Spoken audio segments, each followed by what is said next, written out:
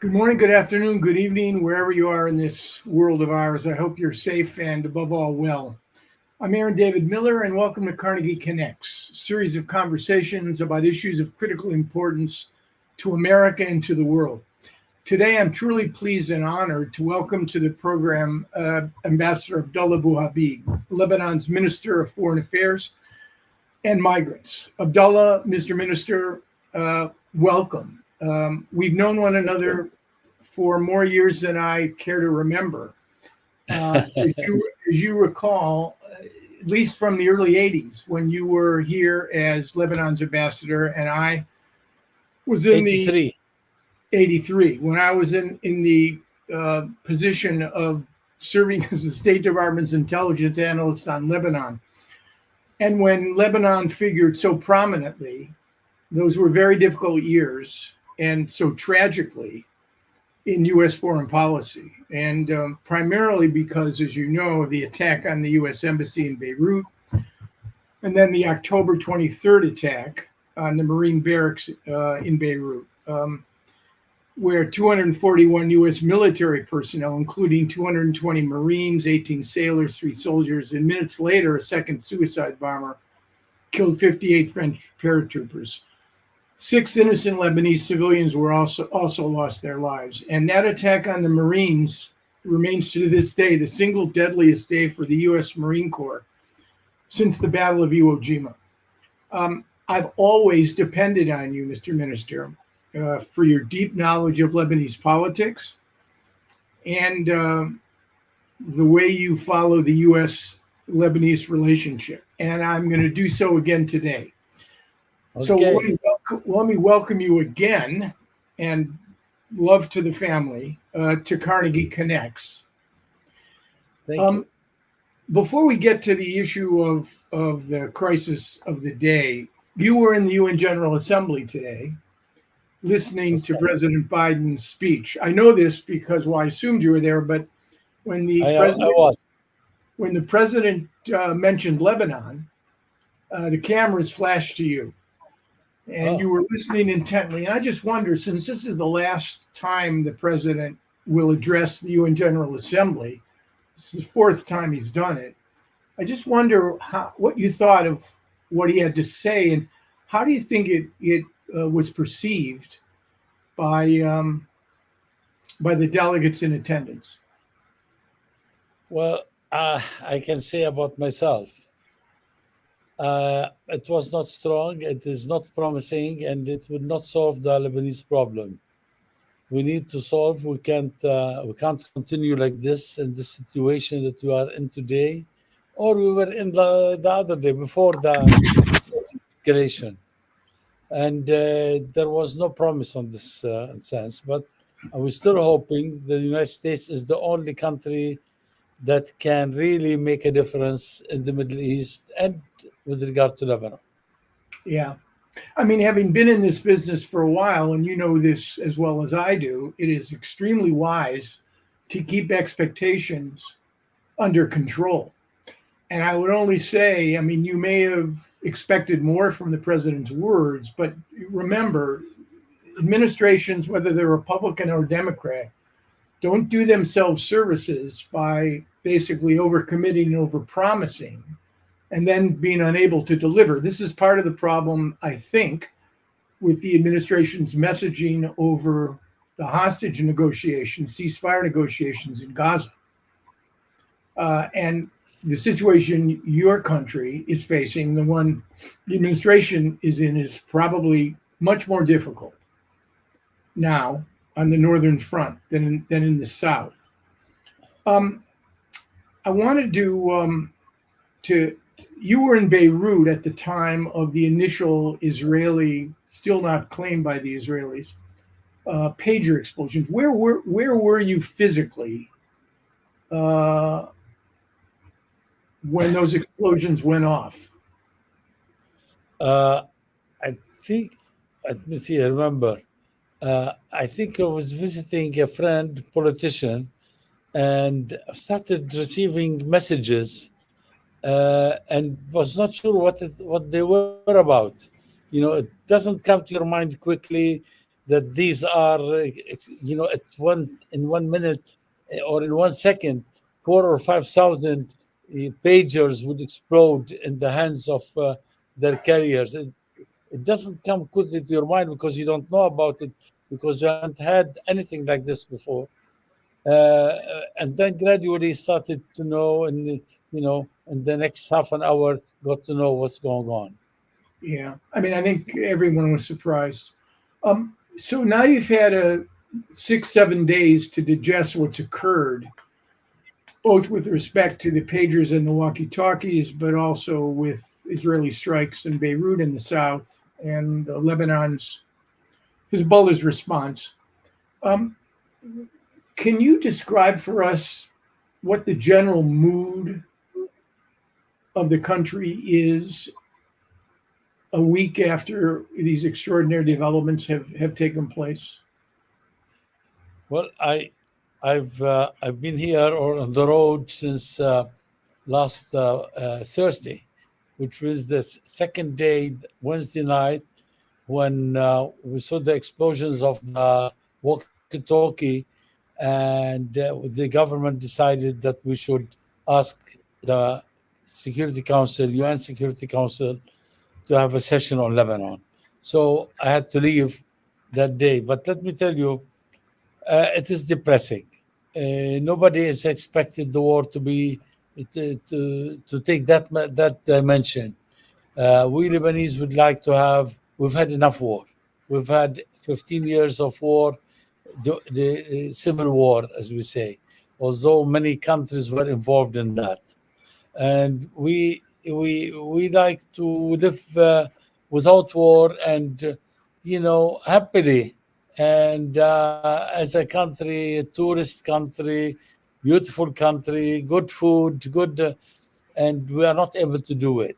And so there is a lot of depression, especially the latest escalation is depressing people, making a lot of people, and those who are leaving are the capable people, those who have a something in their hand that they can sell somewhere else. Uh, so it is very difficult for the Lebanese to accept what's happening. We want peace. A recent poll in Lebanon showed that 90% of the Lebanese like peace, want peace. And it's not easy to get it. And we can only get it, I think, the more we think about it, is the United States is the key to our, I would say, salvation, if I can say, use this word. Yeah, I mean, that's a strong word to use in terms of American saving Lebanon. But we're going to return to the U.S. role in a minute. I know it's hard to generalize, but how was the initial attacks of the pagers and the walkie-talkies and Israeli airstrikes against senior Hezbollah commanders perceived as an attack on Hezbollah, the people of Lebanon, Lebanese sovereignty? I mean, it's a hard question to parse, but I think it's an important one. What are people feeling with respect to what the Israelis have done?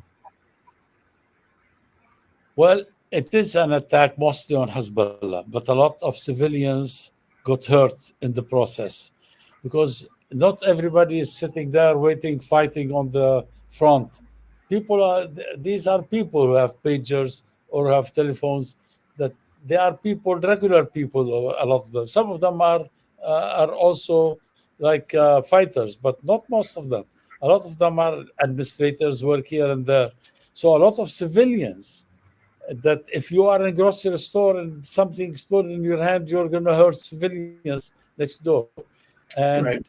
hospitals, doctors were working the whole night and day at that time. So no, although we don't like the war, but this is against our sovereignty, and this is against our independence. This is this is an attack on our country. That's how we see it, and we don't welcome it.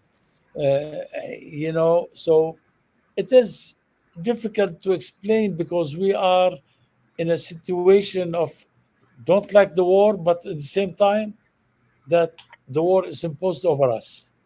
So and you've got to defend your country. Yeah. I mean, it gets to the question. I want to spend a few minutes to teasing, trying to get you to talk to the issue of the relationship between Hezbollah and the Lebanese state.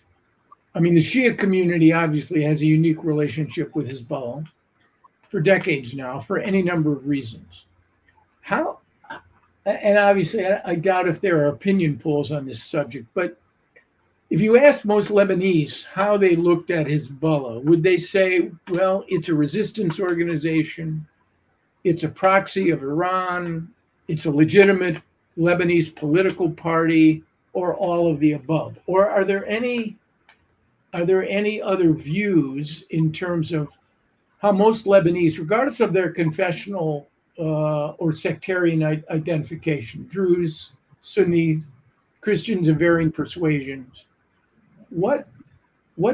is there several views that would represent?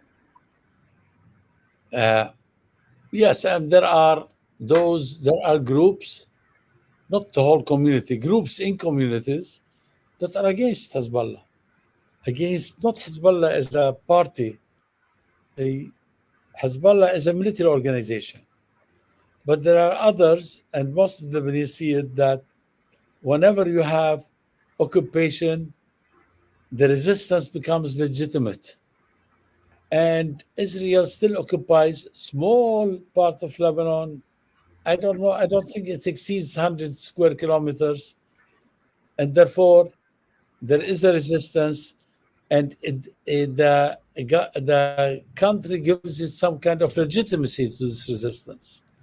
And it is very difficult for us to really be able to control such kind of things. It's beyond the hand of the Lebanese and the Lebanese government. You know, Hezbollah is also a political party. It has its members of parliament. It has its either representative, direct or indirect representative in the government. And we all talk to each other in Lebanon, or most of us talk to each other in Lebanon. I'm from those who talk all the time with Lebanon. I have to. As a government employee. Before that, I didn't have, as a government minister, before that, I didn't have to. But now you have to, because you've got to see, because they influence policies in Lebanon. So Right. it is unfortunate we see ourselves in a catch-22 situation. So we need to be really be saved from such situation. Are we able to? I think we are not able to do it on our own. We need some help, and that's where I go again to the United States, Right. despite the disappointments in the past Right. that I mean, you and I know about them. yes, we do. You know, when you addressed the Council on Foreign Relations back in January of this year, someone asked you, I mean, I listened to it all. Someone asked you, I actually may have asked you a question, but someone asked you a question. Does the Lebanese government have a, quote, veto over Hezbollah's policies and actions? And there was laughter from the Council for Relations audience. And it's something that is so stunning to me. I mean, if Hezbollah controls the security and military instruments of state power, if they control the points of entry, both at the airport and through the port, if they control access in and out of the country, the border crossings to Syria, basically Hezbollah becomes the most preeminent military and political actor in Lebanese politics. And Yes. right? And it makes it, whether you like it or not, the policies of Hezbollah, the views of Hezbollah, put the entire country in the dock. I mean, that's what I think you're implying, and that's why it's so difficult for you. And yes, I agree completely. You need help with this, answering this problem. And you said something very interesting about the resistance, because I was going to ask you, Hezbollah fashions itself a resistance organization, part of the axis of resistance. And I was going to ask you, what exactly is Hezbollah resisting? But you answered the question. There are, what, 13 or 14 unresolved points along the Israeli-Lebanese border that need to be resolved. 6 of those points, I believe, or maybe 7, have been Seven. agreed upon. 7 have been agreed upon, which means less than 100 square miles of territory separate you and the Israeli state. I realize this is not the full description of the problem, but it's an interesting problem because if Lebanon's sovereignty is at stake, if these border points were resolved, including Sheba Farms, which is something that has to deal with the Syrians, then in fact, right, following the logic chain, you could have a different sort of relationship with Israel. Now, I realize in 2002 in the Beirut summit, the Arab states under Saudi initiative basically agreed to recognize Israel under certain conditions. So let's put those conditions aside for a moment. But is that when we talk about defending Lebanese sovereignty, Hezbollah defending Lebanese sovereignty, is that what we're really talking about, that land border? Look, you put a lot of ifs. I mean, but this is very much exaggerated. Hezbollah does not control the airport, does not control the port, does not control the borders. There is Lebanese security there. There is Lebanese custom people. There is I mean, do they have influence? Of course, they have influence. There, like many parties have as much influence as Hezbollah in making this country. You know, this country is a pluralist country, and therefore a lot of groups, especially Hezbollah, being a strong group, they have weapons, as you said, and they have a base. Popular base as well. So they have influence, maybe more than the others, but they do not have absolute influence in the country. And that's why now they even, if they want to get a president, they cannot. They have to compromise to elect a president. So having the other point that you mentioned is that they are a resistance. You know, it's not like the government legislated resistance to oppose the Israelis in this case. No, but this is a land, it's a southern land, and this land is occupied. So there are people who would like that they are nationalistic, they have other contacts, whatever. It's a resistance to the occupation. But anyway, let me say this. From 2006 up until October 7, 2023, both of them the year 2006 to 23, 17 years, there was no major incident on the border between us and Israel. And Hezbollah was there, armed and down there, maybe preparing for such a moment as you see it now. But there was no major incident. And now we are pushing to start a process through which we'll get back all this land. That is not only the 13 points, there is also Sheba Farms, yes, and for Sheba Hills, and the point B1 on the Nakura on the sea. All of these, that we start a process through which this, and at the end, if Hezbollah remains armed, it will become a Lebanese problem. It would be gradually, I think it would be solved. It's not going to be solved overnight. I agree with you if that's what you mean. But right. the border and also we are ready to put a large number of troops in the south so that the government itself would be the absolute power with the help of UNIFIL in the south. We're ready to negotiate such kind of things. Right. So I just wanted to make the point, and I think you've drawn it out again, that the logic chain you've created is that in matters of Lebanese sovereignty, the dispute between Israel and Lebanon would be resolved if 14 points plus Sheba Farms and Nakura could be resolved. This is not like the Israeli-Palestinian conflict where we're talking about Jerusalem, borders, refugees. This is something that is far more tractable. It can actually be fixed.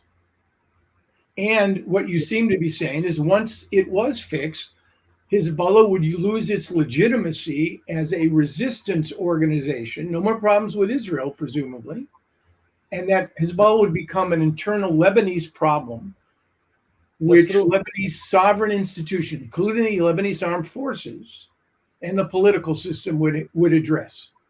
Is that a fair statement? That's a fair statement.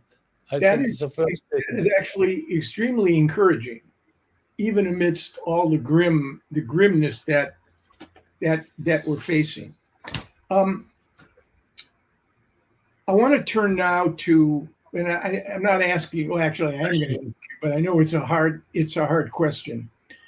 You've had a week now or more to, as an analyst, to look at, because in addition to being Lebanon's foreign minister, we've known each other for a very long time, and most recently at the residence, we had a 2-hour lunch, and we analyzed things. You're a very good analyst of the region. So I'm going to ask you, you've now had 6 Analyze with days. you publicly is very difficult for me to analyze because my analysis would be opposition of the government. Well, I'm going to ask you whether or not 6 days after what we've witnessed, you've drawn any conclusions as an analyst, right? Let's put aside your hat as Lebanon's foreign minister. Yeah. But as an analyst, have you drawn any conclusions that you could share with what you think the Israelis are doing? What is the strategy here? Well, what you hear also from most countries that we meet with, whether they are Europeans or Asians or North Americans or Americans, including Latin America, is that this government cannot survive except with wars, and therefore doesn't look for favorably for a ceasefire in Gaza. And also now there isn't much in Gaza to whatever, destroy or do something. Now they turn to Lebanon. There is in Lebanon there is Hezbollah. Hezbollah is an enemy to them, okay, and they are targeting, but they are also kind of hurting very much Lebanon and the Lebanese, who I mean they are not involved in that much in the war. Yes, Hezbollah is there. Yes, they cannot stop it, but I mean this is a situation. I'd say like one time we were meeting with the ambassadors of the Security Council in Lebanon. There were 10 of them or so. And yes, they asked, somebody has asked about the government to take a decision. Yes, the government must take a decision, but the cards in our hand are none. You know, they are with Israel, they are with the resistance, Hezbollah's resistance, yes. So in the south, we do not have much cards in our hands except to take care of the people who would be thrown out of the south and are displaced and come northward, and the government has to take care of them. And it is not a war of our making as a government, but okay, part of us, yes, but you know, it's a very difficult situation, very expensive, costly situation in a time that the country is still weak economically. We still did not come back from the neither port blast or the COVID that hurt us a lot, or the economic disaster that occurred in 2019. So it is a very difficult situation that we face now, and we're trying our best to help the people. Israel, yes, has now I guess more than 60,000 displaced. They used to have 60. We used to have 110. Now probably they're approaching 500,000. At least. And I don't know how much they're approaching in Israel. And all of this to what? To do what? It's all destruction by destruction and nothing. And the people are hurt. Both people are hurt. Israelis are hurt. Lebanese are hurt. While we can find a solution. Right. And the United States, you know very well, Mr. Amos Hochstein, he's trying his best. He was successful. He was successful in in finding in reaching an agreement on the maritime borders. And it was, of course, it was a different government. It was, I think, Lapid was the prime minister at that time. I don't know whether if Bibi is the prime minister would have gone for it or not, but it is there, and we can reach an agreement again on the land border. But Israel has to say, start negotiating, start accepting the fact that it must finish the occupation of this very small area of Lebanon. Yeah, I mean, I'd be the last person to trivialize the importance with that Prime Minister Netanyahu attaches to his own political survival and how that shapes his view and his policies, both in Gaza and perhaps toward Lebanon. I mean, you recognize the problem that exists for both Israel and Lebanon. I mean, you had 110,000 people displaced. The Israelis have 60 to 70,000 displaced. Hezbollah has actually accomplished something quite extraordinary. They've created a 3-mile security zone, not in Lebanon, but within Israel. It's probably one of their proudest accomplishments. That, in fact, in this area, this zone, life cannot be normal. So any government, and again, I'm not writing a brief for the government of Israel, would have to, at one point, try to figure out a way to resolve that situation. That's true. Right. So I guess, we really don't know. I mean, I asked you the question to think through Israeli tactics and strategy. I cannot answer the question right now. I mean, I can answer it partially. I don't think the Israelis want a major escalation with Hezbollah, but I think, frankly, they're probably prepared to accept it if, in fact, Hezbollah decides to, use its longer-range missiles to strike Israeli population centers or infrastructure. Look, I first, mean, you know the Israeli experience in Lebanon as well as I. 82 to 2000, 18 years. The idea of a security zone, as far back as 1978, you remember Major Saad Haddad and the South Lebanese Army. You know that Israel's experience in Lebanon and our experience is very unhappy. Yes. When it comes to incursions, occupations, very, very unhappy, very costly for Israelis. It would seem to me to be not strategically wise to follow on or up on what they're doing now by mounting a major ground incursion into southern Lebanon. Okay. They have to figure out a way to stabilize that area. Okay, you have two things. First, let me remind you of 2006. There was like a 40 days, 6 or 7 weeks war. And 34 days, I remember. Yes. And Israelis did not leave their settlements, did not leave their villages and go south. They stayed there despite, and at that time, Hezbollah only had short-range missiles and guns or whatever it is. They couldn't reach Acre or Haifa. They couldn't reach Safad or any of these towns in Israel. Despite all of this fact, they stayed there. You know, I really don't understand why they were removed by the government at the beginning of the war. Are they afraid that this would happen to them, like what happened in southern Israel and Gaza on a day before or whatever, on October 7th? First, I mean, the between the Lebanon and the Israel is different, the issues, than between the Palestinians and the Israelis. Palestinians and Israelis are fighting for the same land. We are not. We have occupied land. Even Israel realizes and admits that it is occupied land, that it's not their land. So there is a difference in this. There is no, the bitterness is now being created by what's happening. this is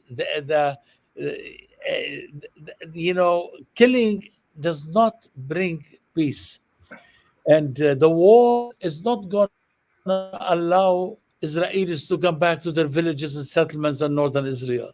Neither the Lebanese who left southern Lebanon to go back, and especially if their houses were destroyed, and there are something like 7,000 houses that are destroyed in the south.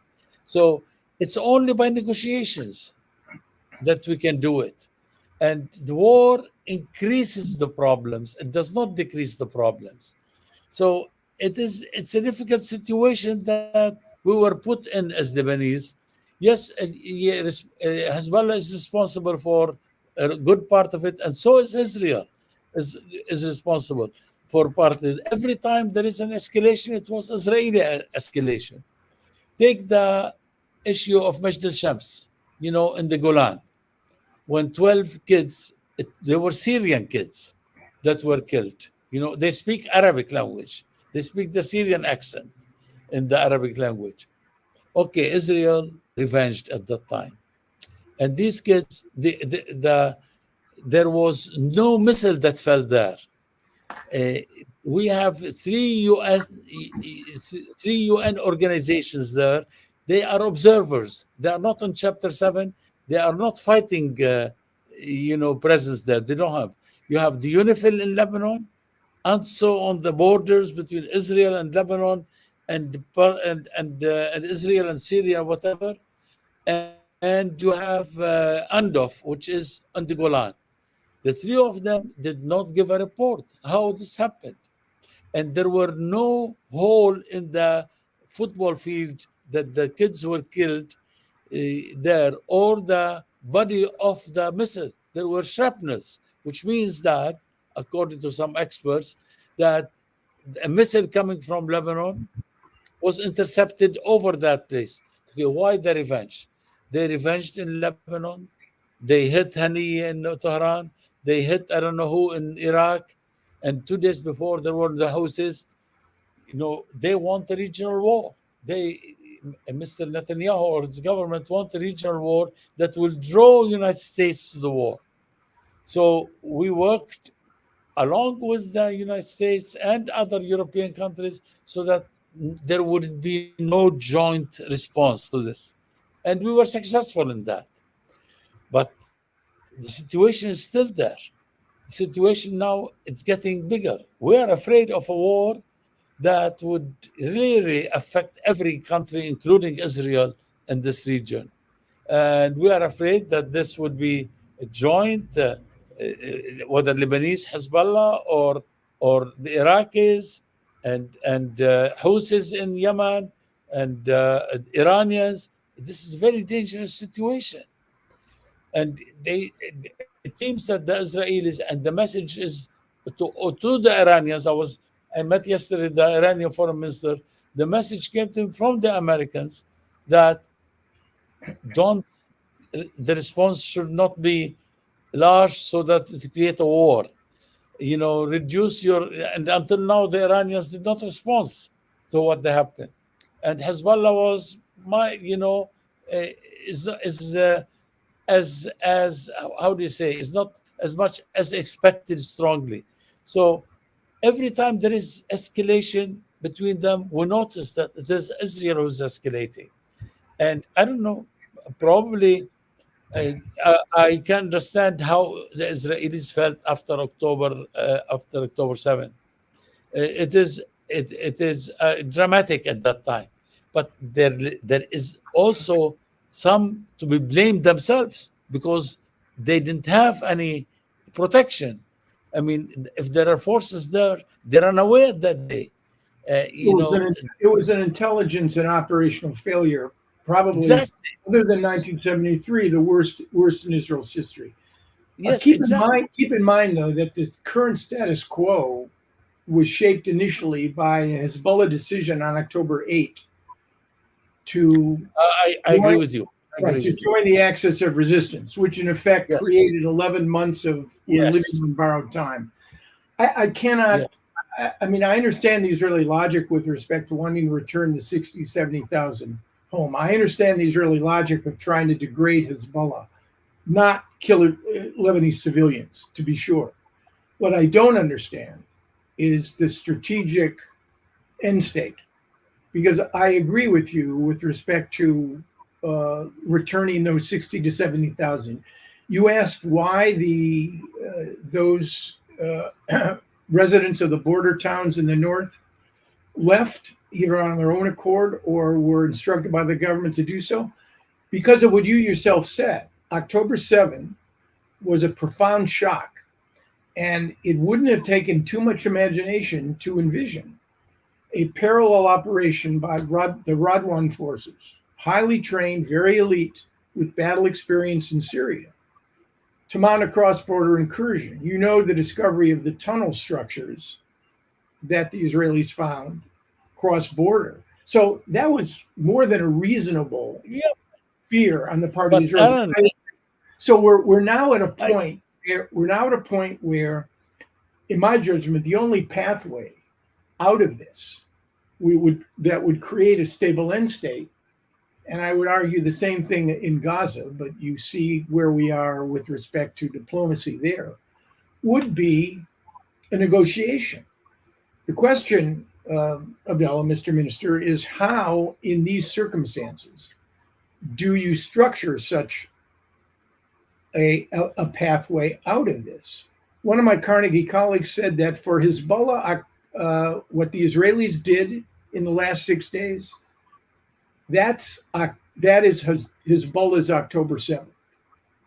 That is the shock, the decimation of the communications, security apparatus. That is their October 7th, minus, of course, the killing of civilians. Yeah. Well, let me say, if that's the case, how do we structure a way out? Look, October 8th, that's true, Hezbollah started it. But everybody knows that even the US admitted, and Mr. Blinken said it, that Iran did not know about it, Hezbollah did not know about it, but they felt they have to join. So Israelis had time to put a strong force at the border, and that force that would not behave, there wouldn't be any failure of intelligence, at least there.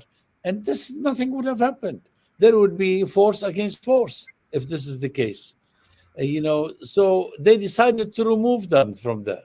Anyway, it is a sad situation. I mean, yes, they have 60, 70,000 Israelis, but we have more as a result of the war. We have 110 before the start of the recent 10 days ago. Now, as I said, earlier, it's close to 500,000. Right. People in the south are afraid. They are people. They are human beings. They don't want to die. Nobody wants to die. So, I mean, there are some that would like to die because they are fighters and so on, but not the regular people. Normal people, they like to live. They like to enjoy their families. They like to enjoy their country or whatever. They're living. Right. You believe in diplomacy, so do I. So how do you begin to structure a pathway out of this under these circumstances? It's a very difficult situation. One suggestion I heard here at the United Nations is that a ceasefire in Gaza and Lebanon at the same time, although in Gaza would not last more later than where the hostages are released or whatever hostages are released, because in Gaza it's phase 1, phase 2, phase 3. Right. The talk is about it that in Lebanon, if Mr. Rockstein goes there, he may find a solution, and this solution would last after it phase in Gaza. So we don't know yet. I mean, we haven't met with the United States yet. My Prime Minister is coming this evening, and we will meet with them next 2 days, and we'll see what happens. What do they have in mind? Because the only is the United States is equipped to know both sides of the border. I mean, they know Lebanon what it wants, and they know Israel what it wants, and maybe they can find a match.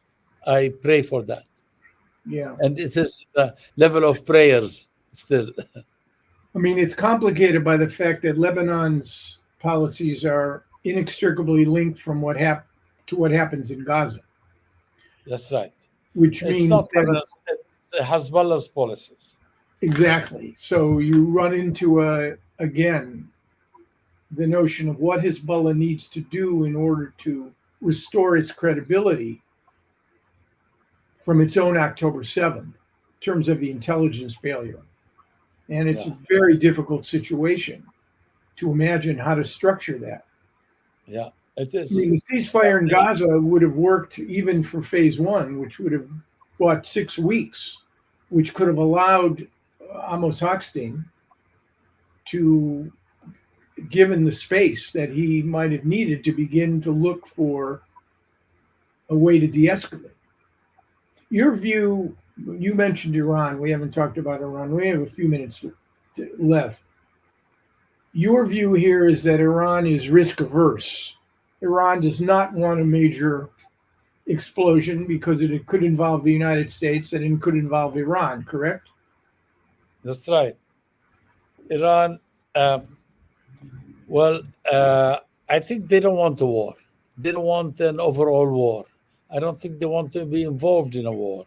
And from the beginning, I heard it from them, from the former foreign minister, that they want a ceasefire immediately rather than have a war. But of course, it was difficult for Israel to have a ceasefire the first week or so. And there were talks between the Iranians and the United States in Oman, and they partly succeeded. And what I understood, that there could be talks, there would have been talks on October 10, but October 7 happened to discuss the nuclear agreement again. Now today, the foreign minister of Iran said that they are ready to talk about, I don't know how or where, but they said that they're ready to talk about nuclear issue between them and the United States, or between them and the Western world, whichever. I don't know how they want it, whether they want it informal, like it, indirect, like it was with the previous Iranian administration, or they want it directly, like with the Khatami administration and Mr. Zarif when he was foreign minister, when they were direct talks. So, but I mean, they're winning, which means that they don't want war. They really want peace. I'm just here. It's an analysis rather than a lot of it is analysis. There was a report circulating that Hezbollah had reached out to Tehran and asked for an Iranian strike, and the Iranian response was, "It's not the right time." I read the report. The Iranian president is due to address when is the Iranian president Pezeshkian going to address the General Assembly? Tomorrow? It could be tomorrow. Yeah. I don't know. Mr. Netanyahu on Friday. That's right. Yeah. No, it's all about leadership, Mr. Minister. Could be Iranian, could be today. Yeah. It's all about leadership. That's right. When good things in this region happen, it's because there are leaders who are masters of their politics and not prisoners of their ideologies. And frankly, there is a huge shortage of leadership. That's true. I can. If I read your book very well, I mean, there were Kissinger was a leader, Jim Baker was a leader, and who else? The third one, Jimmy Carter, right? The set is not very large. Yeah, not very large. We're at the end. We're at the end of our time. I want to thank you. I know you're busy. I want to thank you for your clarity and honesty. And it was great seeing you. I hope that the next time we meet here or in Beirut, and thank you for hosting Lindsay and I in Beirut. It was wonderful. That we'll have a better situation to talk about. But Inshallah, we say in Arabic, right? Yeah. God Well, willing. All this. it's going to take more than God, I have a feeling, though, Abdullah. we all need to work on it. All right. Take Very care. much for your Best to the family. Travel safe. Oh, yes,